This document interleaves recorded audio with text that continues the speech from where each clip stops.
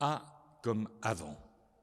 Le temps d'avant, ce sont des semaines, des jours qui sentent bon la mandarine, le sapin, de la couronne de l'Avent posée sur la table ou l'odeur des biscuits dans la cuisine.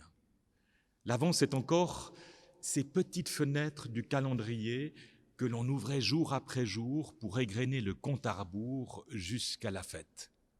Derrière chaque fenêtre, on y découvrait une image pieuse censée nous faire patienter jusqu'à Noël.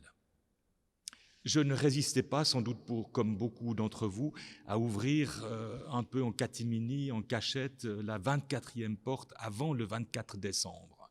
Alors même que je savais que j'allais y trouver chaque année la même image, la crèche avec Marie, Joseph, l'enfant Jésus et l'étoile pile au-dessus de la cassine. Cette histoire de fenêtre de Noël me fait penser à une histoire juive, celle d'un rabbin qui, chaque matin, en se levant, ouvrait sa fenêtre et, regardant le monde, s'exclamait déçu « Ah, il n'est pas venu » en parlant du Messie, le monde n'a pas changé. Je pense souvent à ce rabbin et honnêtement, je me sens parfois très proche de lui. Il m'arrive de penser effectivement que cette histoire, cette belle histoire, cette histoire de l'enfant Jésus, de Noël, ce n'est qu'une légende et qu'au fond, il n'est pas venu.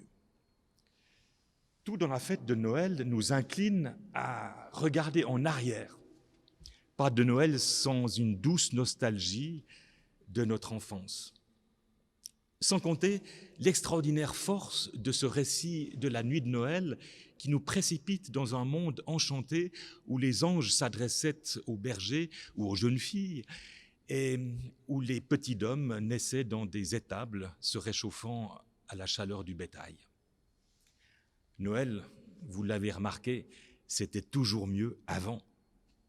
À propos d'avant, justement, le mot est une chausse-trappe, un piège dans lequel je suis souvent tombé.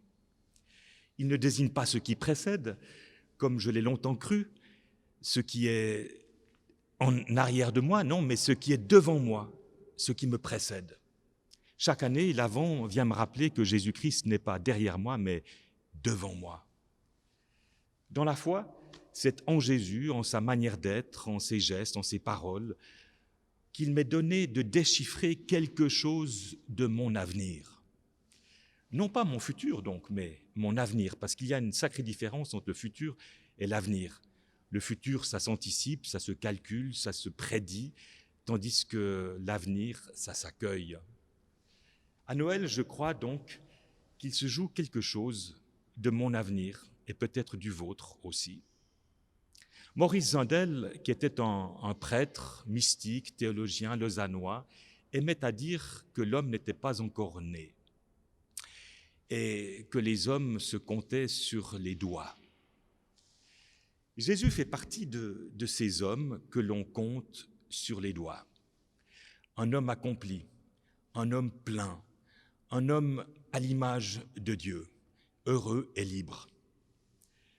Saurais-je discerner dans cet homme, ce Jésus, né au milieu de nulle part et mort en marge d'une ville, saurais-je reconnaître en lui mon avenir, l'homme que je suis appelé à devenir?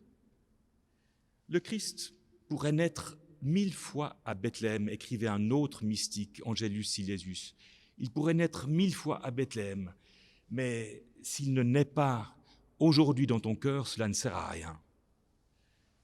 En Jésus, je devine mon avenir. Et je devine que cet avenir n'est pas compromis, mais qu'il m'est donné et qu'il me faut l'accueillir. Avant, après avant, il me faut donc continuer à ouvrir la fenêtre sans me décourager. Le monde n'a peut-être pas beaucoup changé, quoique. Mais ce qui est sûr, c'est que depuis qu'il est venu, il faut beaucoup plus que mes 10 doigts pour compter les hommes et les femmes qui se sont mis et qui se sont levés à sa suite et qui sans cesse continuent à me donner l'envie de le faire à mon tour pour devenir toujours plus humain, comme lui l'a été. Bel avant à chacun et chacune.